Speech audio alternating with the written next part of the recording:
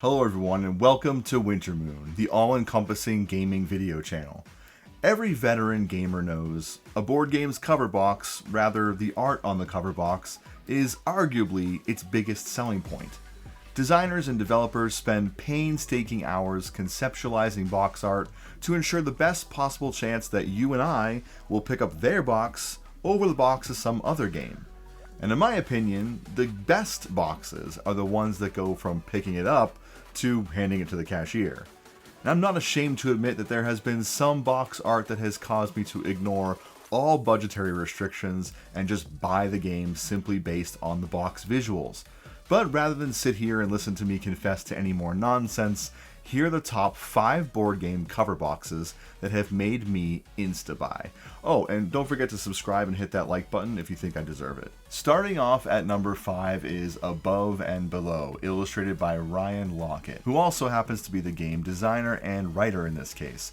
This box takes me back to some of those late 90s cinematic adventure PC games. I think a lot of folks that enjoy fantasy would be drawn to this box. The house with the smoke billowing from the chimney makes me want to know who is in there. The mysterious figure with the lantern implies that they may have been journeying far and have finally found what they're looking for. The creatures beneath the surface perhaps imply a dark secret or a plot twist that we have yet to uncover. This box makes me want to write some fan fiction. There's so much going on here, and there's even more awaiting you inside the box. Number 4 is Mountains of Madness, illustrated by Miguel Coimbra. First off, I mean, come on, who can resist a game with madness in its title? But in all seriousness, Mountains of Madness box art makes me feel something. It gives me vibes of desolation and hopelessness, mixed with adventure and survival. The box alone makes me feel, well, cold. I think they succeeded there, but just the fact that there's so much overall ambiguity about the exact theme is just what makes me want to bust it open and play it. It was fun too, and I enjoyed it, and I definitely gotta get this one to the table again soon. Number 3 is Nyctophobia, Vampire Encounter, illustrated by Peter Walken. With Nyctophobia's box, less is more, and if the hand-drawn style visage of a vampire doesn't grab you, the subtlety of the only colored crimson drops falling from its teeth will. The all-black presentation of this box is genius in my opinion.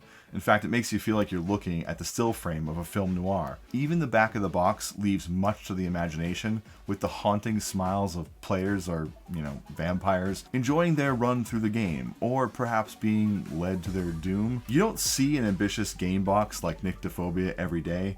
This one I had to buy. Number 2 is A War of Whispers, with art by Tomas Jedrzejek and art direction from Dan May. Now, I first spotted this game on a display at a convention, and then I spotted it again and again and again because I couldn't take my eyes off of this art.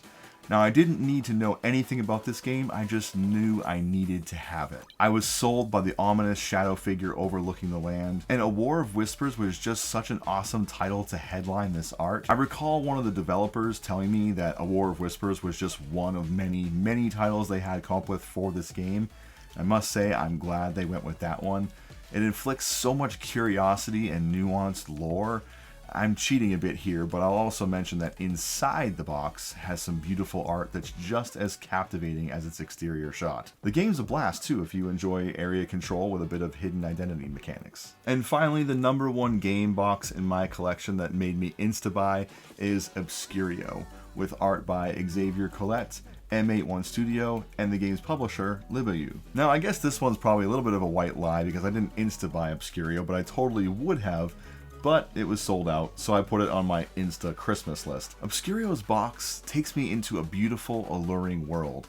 I liken it to something like Netflix's Lock and Key or Doctor Who. The pictured library with its enigmatic stairways and endless shelves of books makes me want to crack open every tale and absorb everything about this universe. The box tells a story, but leaves plenty of room for me to create my own imaginative fables. The contents inside the box are just as thematic, if not more. I just love what the artists have done with this box. So there you have it, my top 5 board game box Insta-Buys. I hope you enjoyed this video. What games in your collection did you Insta-Buy based solely on its box's art and presentation?